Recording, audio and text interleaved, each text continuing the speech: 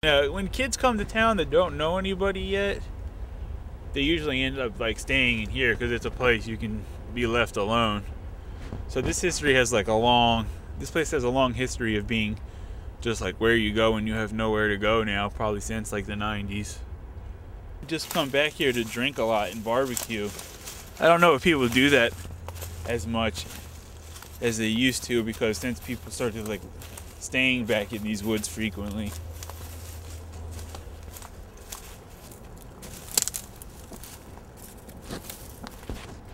Underneath here, I don't know if anybody still is staying down inside there at the moment, but you see there's a ladder there.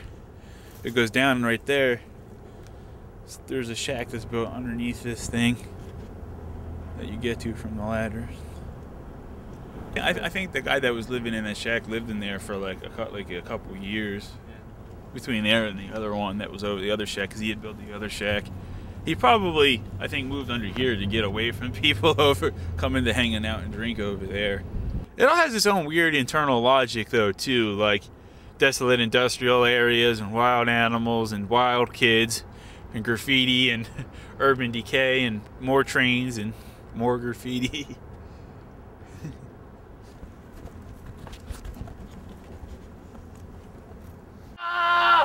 Otherwise known as Odin! Regina! Regina! Regina! Regina!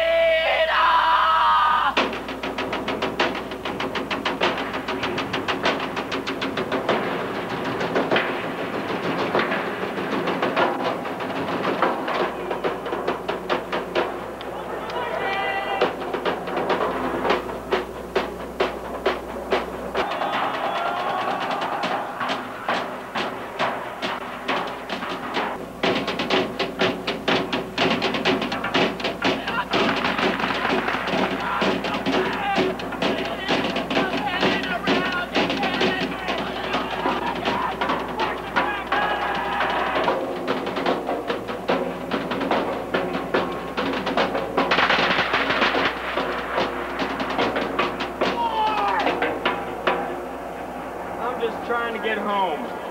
I just need food. But I mean, other than things like recreational things like that, which were just kind of like, you know, procuring food and, you know, doing whatever we needed to do at the time. And then like, you know, we always did a lot of stuff like with music and different creative things, and, you know, pretty much the same stuff I do now, really, except like part of my day is occupied by work. But I would say that, you know, the time that I spend now at work is probably like roughly proportionate to the time that I spent then just trying to like get my basic stuff together to survive, which is all you do at work anyway. You know what I mean? It's kind of strange because I feel like the trade-off ends up being about the same. You know what I mean? Because it's like, especially when you figure in the factor of insecurity when you're squatting, like it's like, oh no, somebody threw all of our stuff out on the street, like now we've got to, you know what I mean? When you figure in all the time you spend doing stuff like that, it's like, it probably, you know, the trade-off is probably roughly the same, you know? It's just that, you know, everything's a lot more direct. But a lot of times I think that people have a inflated view of what the basic necessities of life are, you know? They think, you know what I mean, that they're way above what they really need to be living.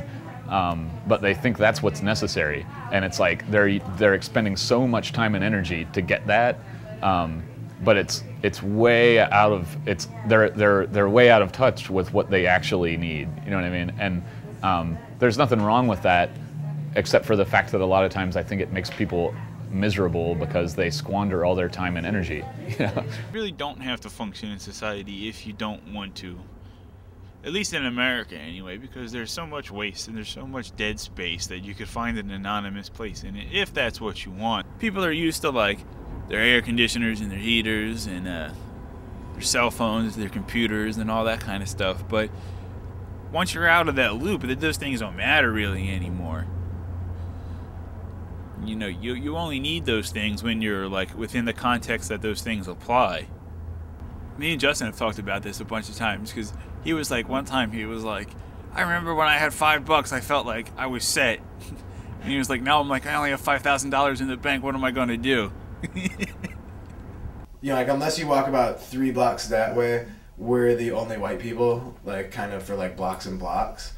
So it's really cool that you know, like people have lived here long enough where when I moved in, like they saw a freaky white kid and they were just like, oh, a freaky white kid moving in next door, that's cool. And then when Ken and I actually started doing work on the house and like actually seriously doing stuff to the house, like the neighbors started coming out and being like, whoa, you guys are actually doing something. And we're like, yeah, you know, like this is our house now, you know, like we're gonna make it nice, you know, we don't want it to look like an abandoned house, we're gonna fix it up and make it look good, you know. We've gotten a lot of respect from the neighbors around here, and that's a good feeling, you know, especially being, you know, like the only white person on the block besides Ken, you know.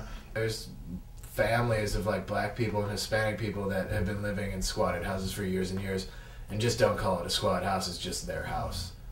Back when I squatted, I knew more what went on with like the ghetto black people in my neighborhood that went on than